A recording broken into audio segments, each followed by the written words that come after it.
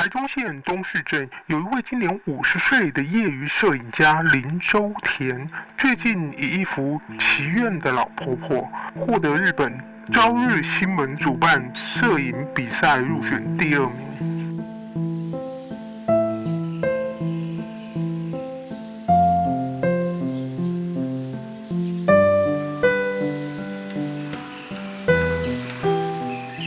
我爸爸是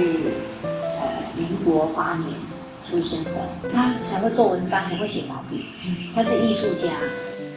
他是完全自己去摸索，没有所谓的专业训练，什么都没有。他整天他有一个特点，他做这些东西他都是生意忙完了以后晚上，然后他自己一个在楼下就这样，他做了一顿，我妈妈就在楼上破口大骂了，他就收一收，他每天这样。当时他的书法很好，所以我们都是讲姐姐大王，大家都知道是我爸爸。以前都是用做姐姐，但是也要他的字好看啊，才可以做出旗子。比方说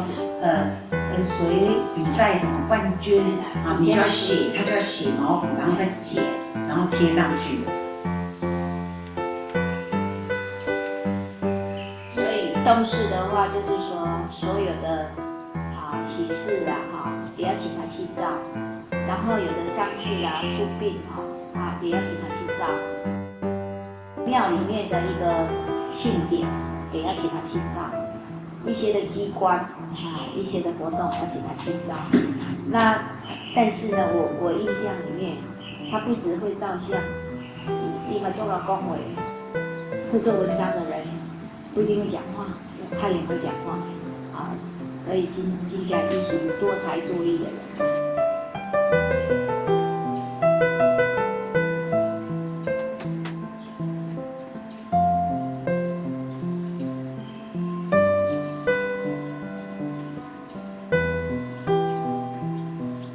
其实他一生都很好命，所以才会娶那么多老婆。我曾经跟朋友讲说，我爸爸是一个很多情的人，而且很专情的人。但是就是说，在他人生的过程里面，他就是老婆一个个死掉，就是这样。所以第3个的时候，其实爸爸是他没有办法接受在第3个老婆死掉，所以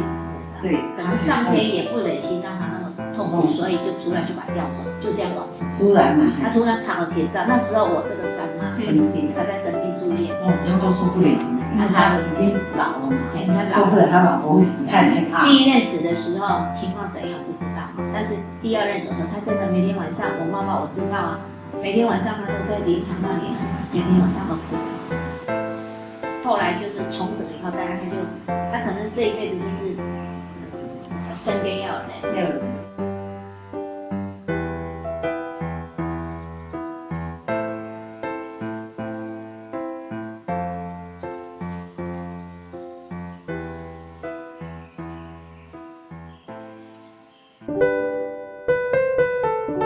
我记得我国小还是初中，那时候是初中，只要有出去的话，他就把我们小孩子当做模特，而且我们很会摆 pose，我们很会摆，他叫我们怎么摆怎么摆。我印象很深，就是我爸爸他自己出去，然后买了一件毛衣是格子彩色的，几个就鲜艳，他叫我穿。我不知道为什么要买那么花的，原来他可能它的颜色而且到那个火车站，东势火车站那个场地叫我摆 pose 的照，所以他在他的一个过去的一个时代，他的脑子里面，他随时在找题材，还要做什么作品。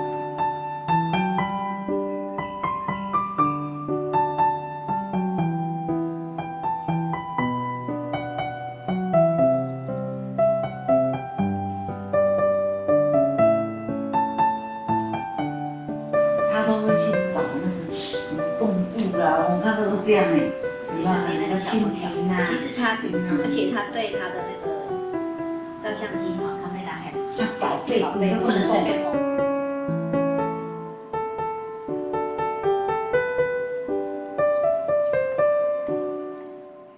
这幅这个作品是一只猴子跟猫。其实这个叫做竹温情，其实也可以说异族之恋哈。你要把两个不同世界的动物哈摆在一起，他费了很多的心思，他不晓得花了多少时间，那么一刹那之间哈，这只猴子能够把这个鸟啊抱在一起哈，你才不干干哦。所以这幅画在他的一个比赛里面，他有得奖。那我相信这个对来讲是一个非常得意的一个作品。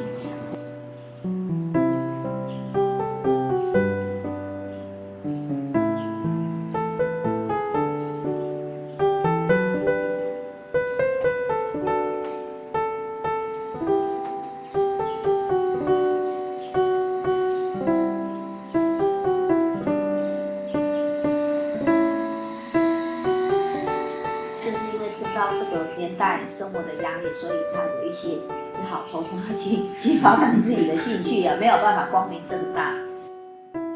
我印象很深，中午他没有睡觉，他偷跑出去，因为中午他休息一下，他就是做生意，中午吃饱饭他就要睡一下，结果他就舍掉，他不睡，他自己就偷跑出去照相，然后不要给我婆婆知道。因为他中午不睡觉，跑去照相，要不我会骂。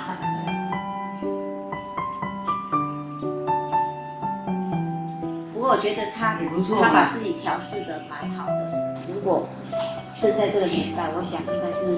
很有名的一个艺术家。这个母亲带着爱儿从远方到野柳游览一天，观赏海边的美丽风光，不胜快乐，不亦乐乎。